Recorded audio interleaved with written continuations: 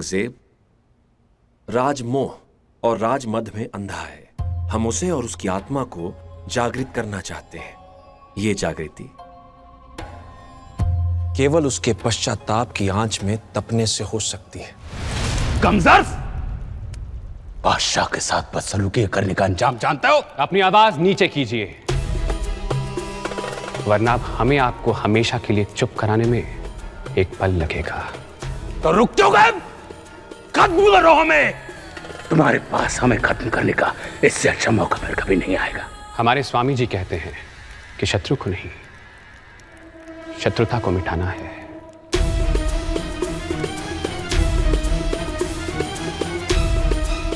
अगर अपनी इज्जत चाहते हो शहंशाह औरंगजेब, तो चुपचाप इस सुलेनामे पर हस्ताक्षर कर दो।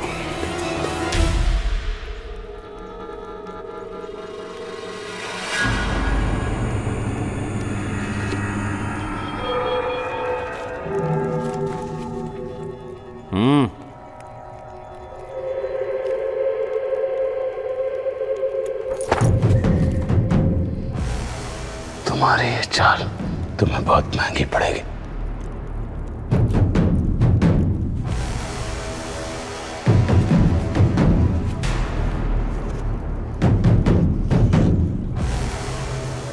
हमारी पहली मुलाकात काफी यादगार रही।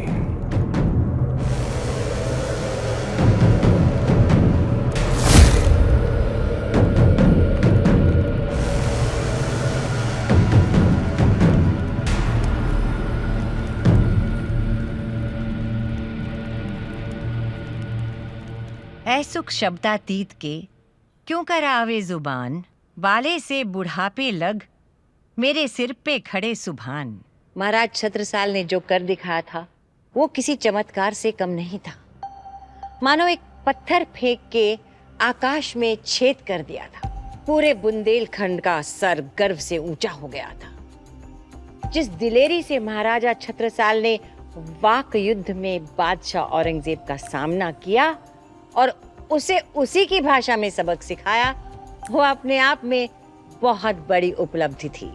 बिना निर्दोषों का खून बहाए महाराजा छत्रसाल ने औरंगजेब को उसी के दंगल में पटकनी दे दी थी। औरंगजेब इस हार से बहुत खिन्न था। वो पागल हो जाने की हद तक क्रोधित था। मगर इधर बुंदेलखंड में छत्रसाल पर फूलों की बारिश हो रही थी। उनके नाम का नभभेदी जय घोष 10 दिशाओं में गूंज रहा था। छत्रसाल ने इस विजय का सारा श्रेय अपने गुरु और मार्गदर्शक स्वामी प्राणनाथ जी को दिया और वे सीधा आशीर्वाद लेने उनके पास पहुंचे। महाराजा वीर छत्रसाल की जय!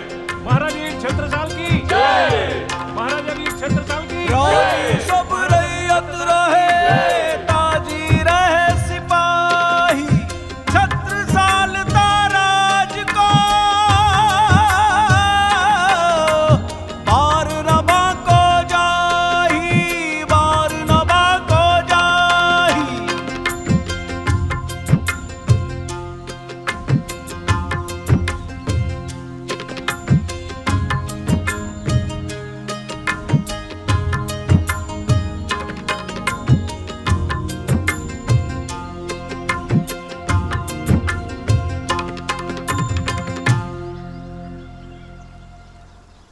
इतिहास रचा है मेरे छत्ता ने।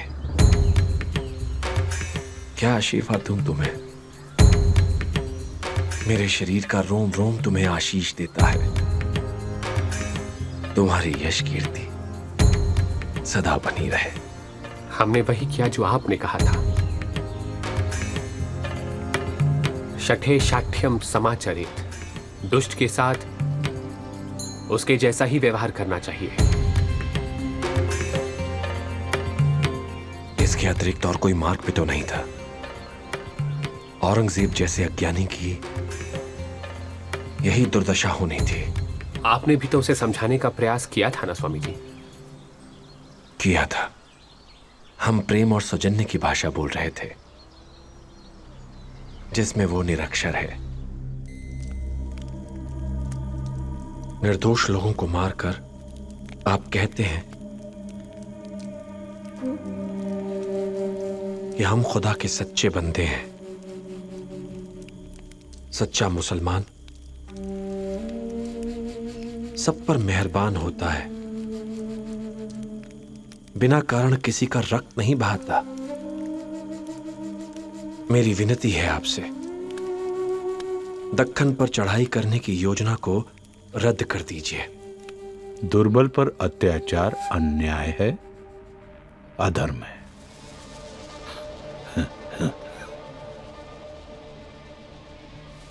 अब भी समय है। एक क्षण रुककर अपने आप को, अपनी आत्मा को परखिए, उसकी सच्चाई को जानिए। तभी आपको अपने अस्तित्व का सही उद्देश्य पता चलेगा। आपका शुभचिंतक प्राणनाथ। इसीलिए कहते हैं, जिसे जो बोली समझ आती है उससे उसी भाषा में बात करनी चाहिए। और हमने वैसा ही किया। वो बुंदेलखंड की तरफ नजर उठाकर देखने की जुर्रत नहीं करेगा। तड़प रहा है वो, उसके मन की पीड़ा ने उसे एक घायल शेर की भांति बना दिया है। तुम्हें उससे सतर्क रहना है छत्ता।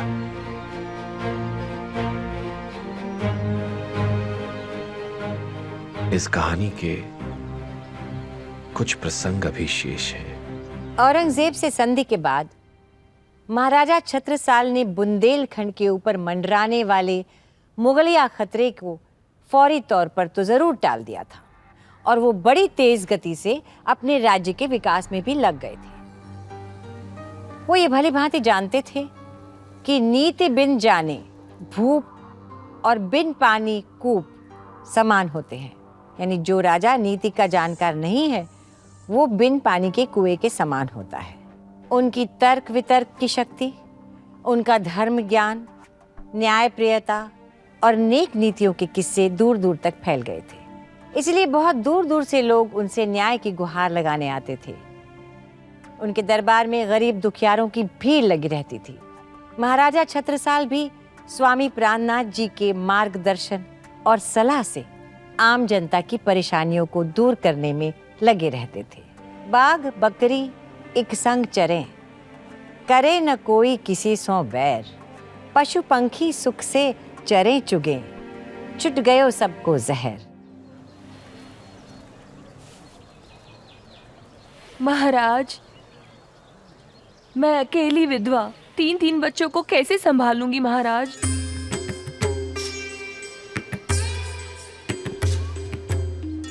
आपकी क्या राय है स्वामी जी? पति के बिना स्त्री, बिना राजा के देश, बिना बल का योद्धा एक सर कटे धड़ के समान होते हैं।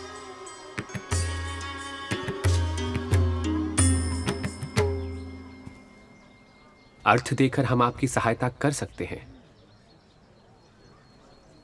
लेकिन वो जीवन भर के लिए पर्याप्त नहीं होगा। धन से ज्यादा आपको आवश्यकता है एक साथी, एक सहारे की, अपने और अपने बच्चों के लिए। तो यदि आप पुनर्विवाह करना चाहें तो हमारी तरफ से कोई रोक नहीं है।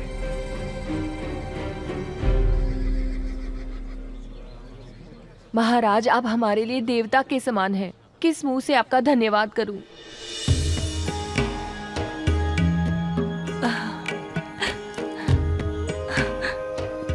ये क्या कर रही हैं आप? हम चाहेंगे कि आपका फिर से घर बसे। आपके विवाह में जो भी खर्चा हो वो राज्य उठाएगा। आपको किसी और चीज की जरूरत हो तो निसंकोच कहिएगा। हमारी पुश्तैनी जमीन को हथियाने के लिए हमारे चाचा ने हमारे पिताजी को मार दिया। हमें न्याय चाहिए महाराज, न्याय चाहिए। कहाँ है आपके चाचा? वो पैरवी के लिए आ रहे थे महाराज, पर रास्ते में ही चल बसे। ये कैसे हुआ? हम बहुत दूर से आए हैं महाराज। यहाँ पहुंचते पहुंचते 1 महीना लग गया है।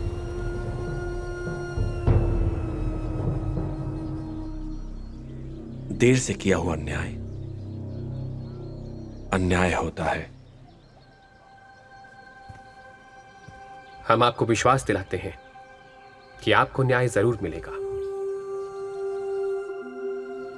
हमें जान के बहुत दुख हुआ कि न्याय की आस में लोगों की जान चली जाती है, लेकिन उन्हें न्याय नहीं मिलता।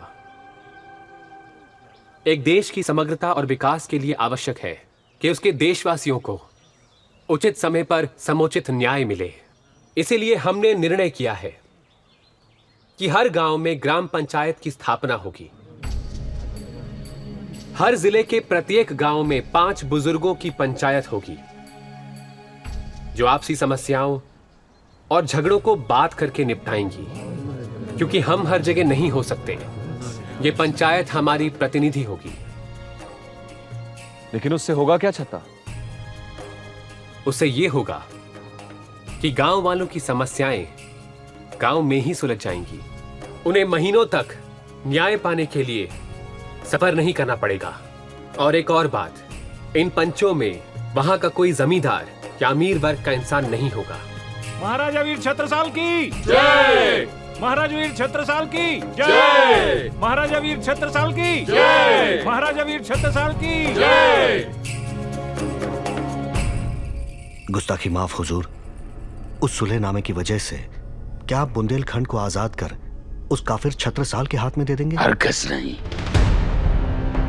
दिल्ली सल्तनत ऐसे किसी सुलहनामे को नहीं मानती। अब उस सुलहनामे पर बुंदेलखंड की तबाही की इबारत लिखी जाएगी, और वो भी छत्रसाल के खून से। औरंगजेब को देखकर लगता था कि वो अब शांत हो चुका है, पर ये तो तूफान के पहले की शांति थी। उसके दिल में महाराजा छत्रसाल के लिए बदले की आग और भी तेज हो गई थी। वो घात लगाए बैठा था और सही मौके की तलाश में था। वक्त का पहिया आगे बढ़ता गया। कुछ समय बाद एक मौका आया। औरंगजेब ने शेर अफगान खान को तलब किया। उसने पहले तो मार मार कर शेर अफगान खान की खाल उधेड़ दी और बाद में इस शर्त पे जिंदा छोड़ दिया कि इस बार उसे छत्रसाल को मार कर ही वापस आना है। नामाकुल, नामर्द, निकम्मे, तेरी बोटी बोटी काट के कुत्तों को खिलवा दूंगा। माफ कर दीजिए जहांपना, बस एक मौका और दे दीजिए हमें। इस बार अगर छत्रसाल का सर ना लेकर आए तो हम अपना सर काट कर आपके कदमों में रख देंगे।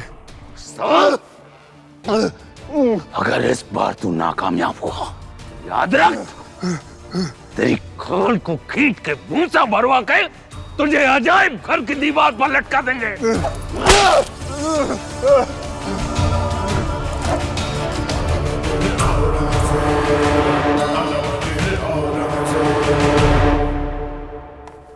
शेर अफगान बादशाह को अपनी जान की कसम देकर वहां से निकल गया।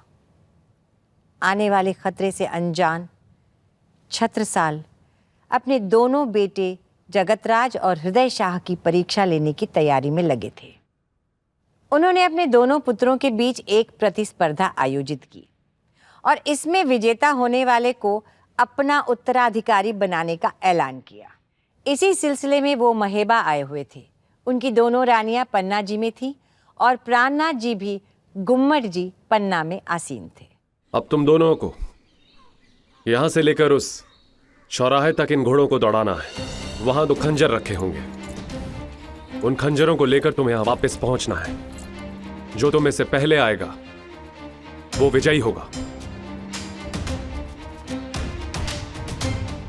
यशस्वी भव।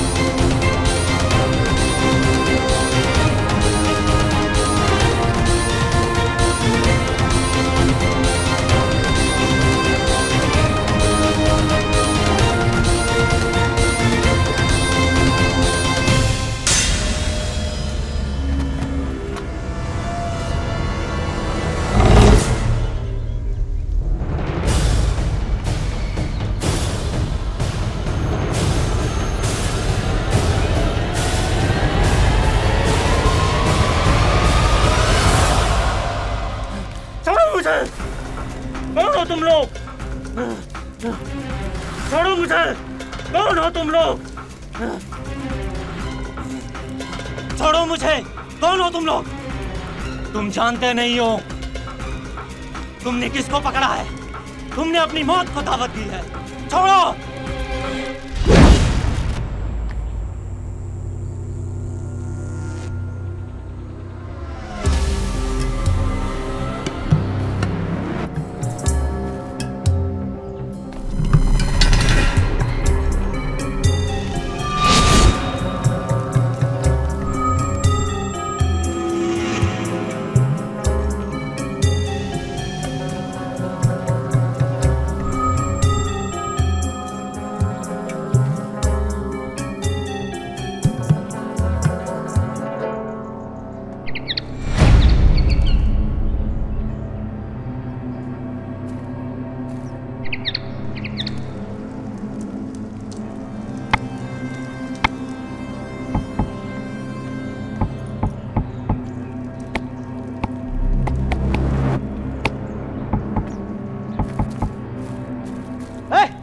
क्या कर रहे हैं तुम?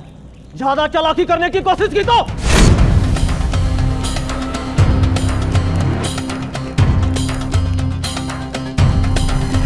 हम ये तो नहीं जानते कि तुम कौन हो और क्या चाहते हो। बस इतना जानते हैं कि अगर हमारे भाई को एक भी खरोंच आई तो हम तुम्हारा वो हाल करेंगे कि तुम्हारे शव को पहचानना भी कठिन होगा। हमारा तुमसे कुछ लेना देना नहीं है। तुम अपने काम से काम रखो। यहाँ से जाओ। जाएंगे जरूर, लेकिन अपने भाई के साथ। और जो बीच में आया वो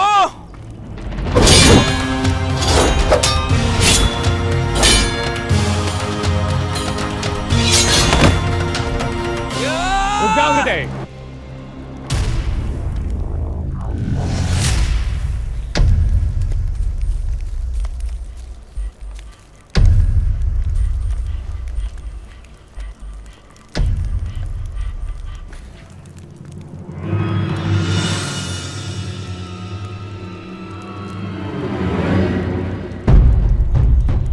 कुछ समझ आया आप दोनों को? प्रतियोगिता ये नहीं थी कि आप दोनों में से घुड़सवारी कौन अच्छी कर सकता है या कौन तेज है। प्रतियोगिता ये थी कि संकट की स्थिति में आप एक दूसरे के साथ खड़े रहेंगे या नहीं। जब तक हमारा जीवन है तब तक हम भाइयों के प्रेम का दिया जगमगाता रहेगा।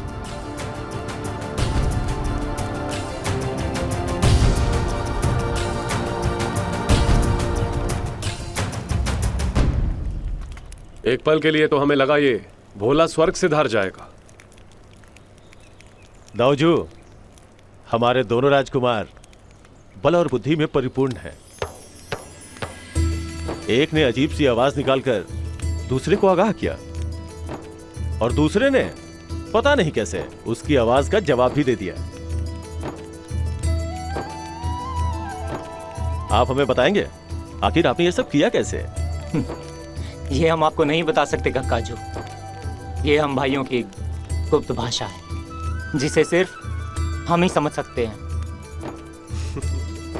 दाऊजू, हमारे राजकुमार गुप्तचर विद्या में भी निपुण हो गए हैं।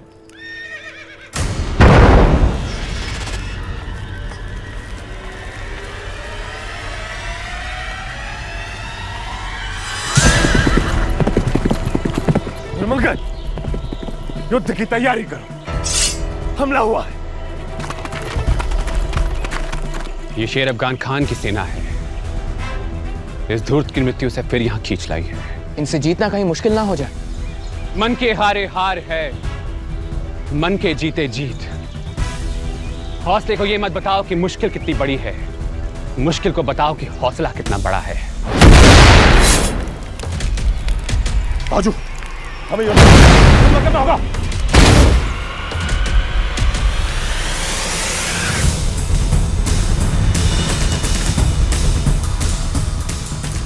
तुर्मंगद, सरदार बहिलिया को सूचित कर दो कि हमें उनके सबसे कुशल पक्षियों की आवश्यकता है। पन्ना जी के किले पर आपातकालीन संदेशा भिजवा दो और हमारी सेना को यहां के लिए कूच करने को कहो। जी दाऊजी।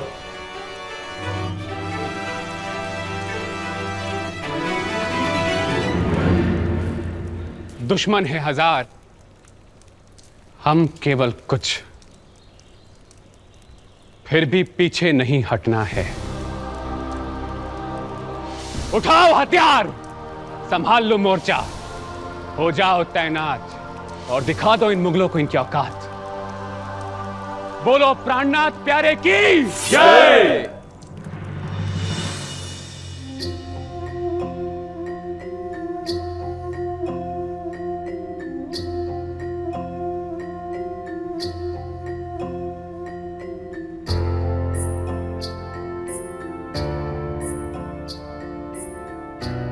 परम धाम में आनंद ही आनंद में रहने वाली ये आत्म शूरता इस नश्वर जगत में आई है। इस शरीर के माध्यम से सूरता ने जागनी लीला खेली है। अब इस दृश्य साकार स्वप्न जैसे संसार को छोड़कर परम धाम प्रयाण करने की घड़ी आ चुकी है।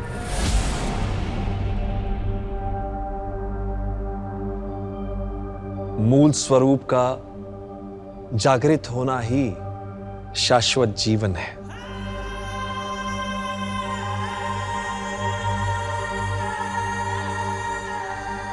स्वामी जी, स्वामी जी। और अज्ञानतावश लोग इसे मृत्यु कहते हैं और इससे भयभीत भी रहते हैं, किंतु ये तो आनंद का अवसर है। परम धाम के दिव्य प्रेम और आनंद की ओर ले जाने वाली घड़ी सर्वश्रेष्ठ है। स्वामी जी, हम अभी गरीबदास को बेचकर महाराज छत्रसाल जी को बुलवा लेते। उसकी आवश्यकता नहीं पड़ेगी लालदास। एक सच्चा शिष्य अपने गुरु के नाड़ी के स्पंदन मात्र से खिंचा चला आता है।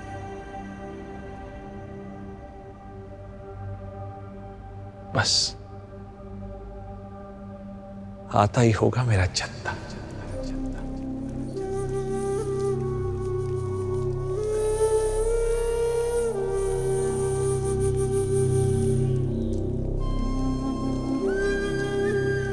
पिया बिना कछु ना भावही, जानो कब सुनो पिया बैन।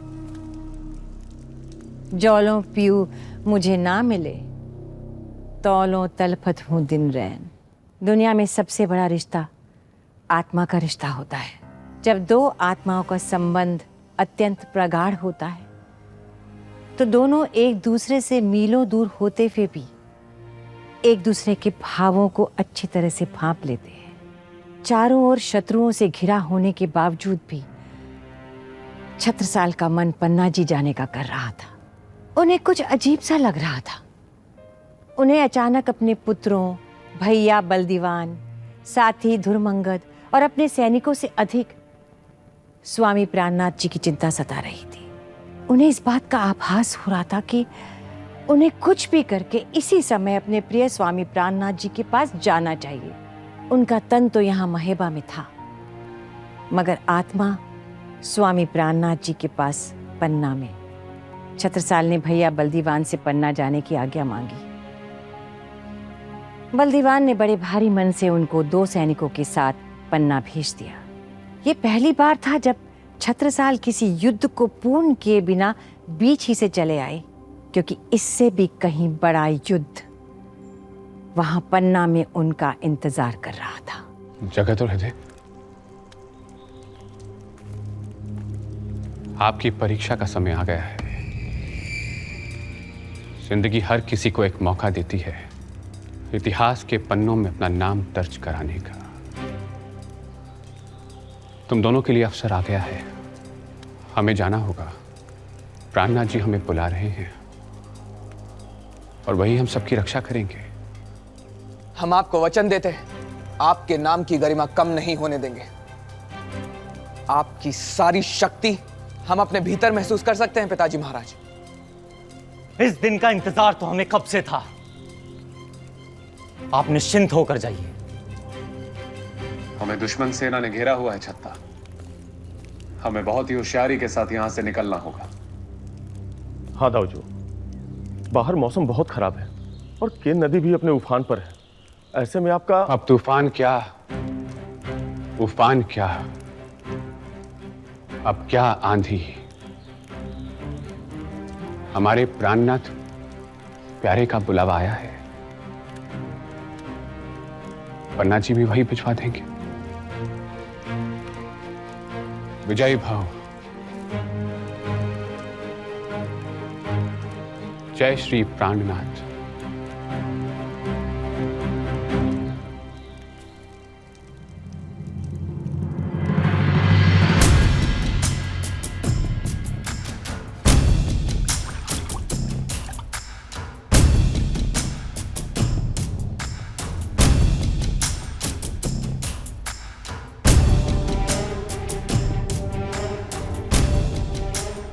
पन्ना में स्वामी प्राणनाथ जी ने अचानक समाधि लेने का फैसला लेकर सभी सुंदर साथ को व्याकुल कर दिया था।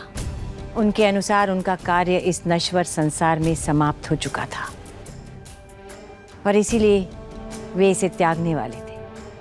मगर कहीं ना कहीं उन्हें अपने चहेते छत्ता के आने की उम्मीद जरूर थी। उधर छत्रसाल महेबा से निकलकर भले भाई को बेतहाशा भगाकर केन नदी के किनारे पर पहुंच गए, मगर वहां का नजारा देखकर तो हैरान हो गए। केन नदी में बेतहाशा बाढ़ आई हुई थी। नदी अपने पूरे उफान पर थी। पार करना तो दूर, उसमें घुसना भी मौत को दावत देना था। मगर छत्रसाल और स्वामी प्राणनाथ जी को मिलने से आज दुनिया की कोई भी ताकत नहीं रोक सकती थी। एक शिष्य को एक गुरु के पास पहुंचना था और उन्हें समाधि लेने से रोकना था।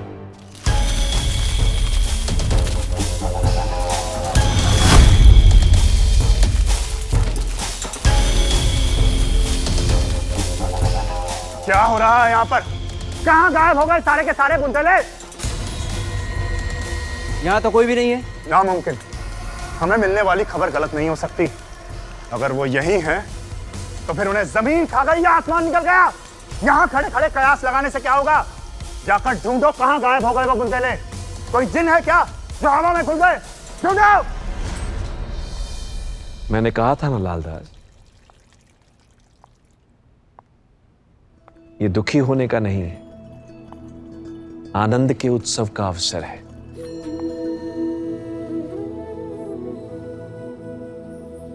जिस तन के द्वारा जागनी लीला के दौरान कितने सुखमय पलों का रसास्वादन किया, इसके हुक्म से रूह का प्रवेश इस शरीर में हुआ, आज उसी से मिलने का समय आ गया है। इसलिए मैं उदास नहीं, हंसते हुए चेहरे देखना चाहता हूं।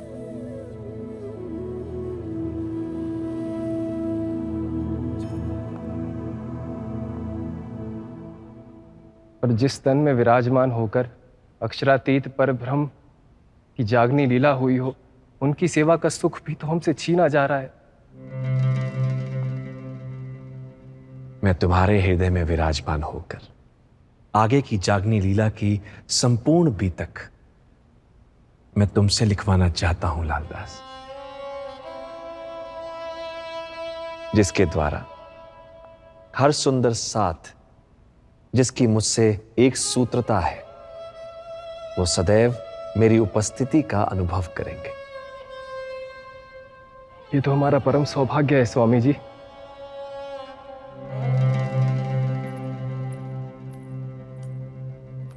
हे परमात्मा, हमारे पति की रक्षा करना। सुशीला, रात होने को है। पता नहीं इस समय वो किस स्थिति में और कहाँ होंगे। चिंता मत करिए दीदी जी, प्राणनाथ जी का आशीर्वाद सदा उनके साथ है। उनके अनन्य संबंध संसारिक बंधनों से परे अटूट है, अलौकिक है। महाराज जी को मिले बिना वो समाधि ले ही नहीं सकते। तुम इतने विपरीत परिस्थितियों में भी अपने मन को इतना स्थिर कैसे रख पाती हो सुशीला? तुम्हें चिंता नहीं होती? पत्थर दिल नहीं है हम, चिंता तो हमें भी होती है, पर अपने मन से ज्यादा हमें प्राणनाथ जी के वचनों पर विश्वास है। आप अपना मन शांत रखिए, वो सकौशल लौट के आएंगे। परमात्मा करे तुम्हारी हर बात सच हो।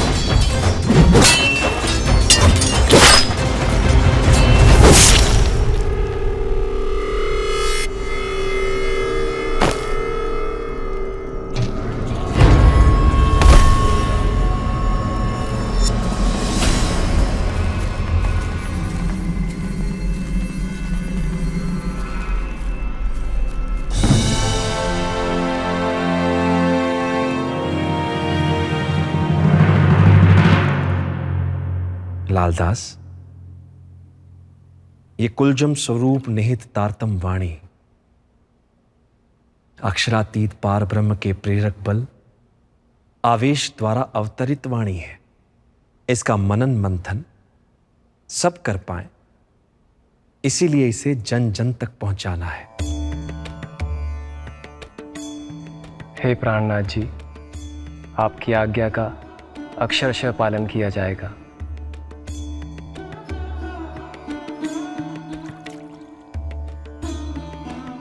न ही प्रतीके सह, अर्थात मूर्ति प्रतीक उपासना नहीं, बल्कि ध्यान द्वारा हृदय मंदिर में दिव्य युगल स्वरूप की प्रतिष्ठा करनी है। परमात्मा ने मनुष्य के तन में प्राण प्रतिष्ठा की है और साथ ही उसके हृदय में अपना धाम बनाने का वचन दिया। अतः अंतर मन में छिपे परमात्मा के दर्शन करने का एकमात्र उपाय ध्यान ही है। हे प्राणनाथ जी, भविष्य की जागनी लीला का यही मूल मंत्र सबको समझाएंगे कि ब्रह्म ज्ञान जीवन, ब्रह्म ज्ञान अनुरूप जीवन, ब्रह्म ज्ञान मंथन और निज स्वरूप के ध्यान का कोई विकल्प नहीं है।